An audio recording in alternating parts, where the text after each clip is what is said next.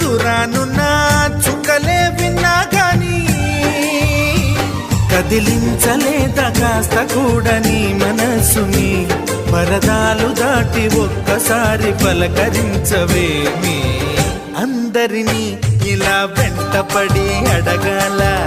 సరదాగా నువ్వే ఎదురైతే సరిపోదా నిద్రపోతున్న రాత్రి నడిగా గుటికి చేరిన గువ్వల నడిగా